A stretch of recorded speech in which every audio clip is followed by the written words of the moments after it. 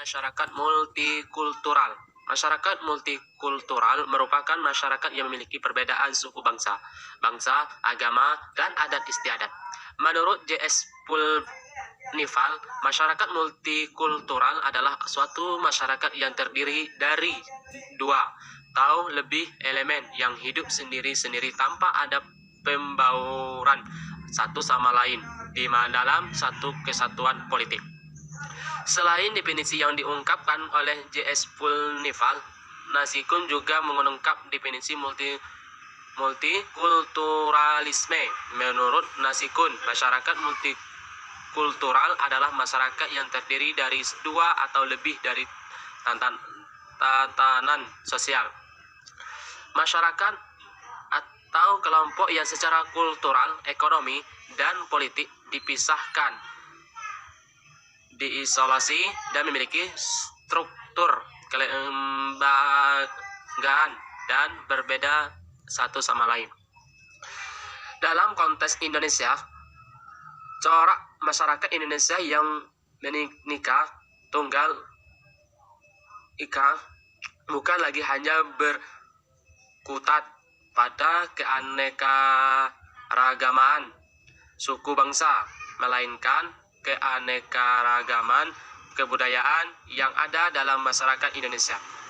Acuan utama bagi terwujudnya masyarakat Indonesia yang multikultural adalah multikulturalisme, yaitu sebuah pandangan yang mengakui dan mengagumkan perbedaan dalam kesederajatan, baik secara individual maupun secara kebudayaan. Multikulturalisme dapat berkembang ketika didukung adanya toleransi dan kesediaan untuk saling menghargai. Faktor penyebab munculnya masyarakat multikultural. A. Faktor sejarah Indonesia. Indonesia adalah negara yang mempunyai sumber daya alam yang melimpah, terutama dalam hal rempah-rempah. B. Faktor iklim. C. Faktor geografis. D. Faktor fisik dan geologi. 5. Migrasi dari suatu daerah ke daerah lain. 6. Perkawinan dan pengaruh kebudayaan.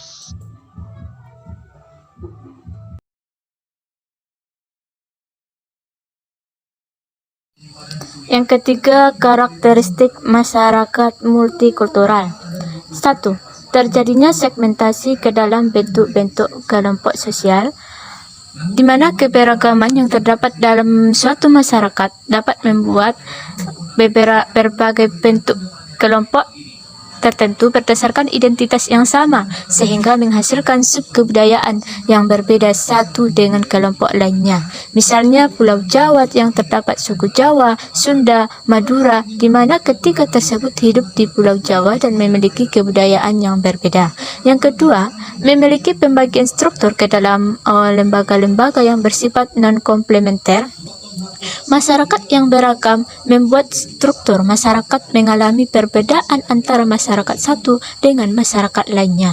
Perbedaan tersebut dapat dilihat melalui lembaga-lembaga sosial yang bersifat tidak saling melengkapi. Ketiga, kurang mengembangkan konsensus atau kesepakatan bersama. Keempat, relatif yang terjadi konflik atau relatif sering terjadi konflik. Perbedaan-perbedaan yang ada di suatu masyarakat berbagai kelompok itu menjadi salah satu pemicu terjadinya konflik. Bisa dari konflik antar individual, antar kelompok. Yang kelima, secara relatif integrasi sosial itu tumbuh karena paksaan dan saling ketergantungan di bidang ekonomi, di mana jika masyarakat itu yang bermultikultural bisa terkoordinasi dengan baik, maka integrasi sosial sangatlah mungkin terjadi. Akan tetapi, jika integrasi sosial di masyarakat itu timbul bukan karena kesadaran, melainkan paksaan dari luar diri ataupun di luar kelompok. Contohnya aturan-aturannya tentang anti-diskriminasi dalam penggunaan fasilitas publik. Selanjutnya yang keenam, adanya dominasi politik. Maksudnya di sini kan kelompok-kelompok tertentu dalam suatu masyarakat yang bermultikultural dapat memiliki kekuatan politik yang mengatur kelompok lainnya. Hal inilah yang menjadi bentuk penguasaan atau dominasi dari suatu kelompok tersebut kepada kelompok yang lain yang tidak memiliki kekuatan politik sama sekali. Yang ketujuh, keberagaman dalam masyarakat itu membentuk kelompok tertentu berdasarkan identitas yang sama.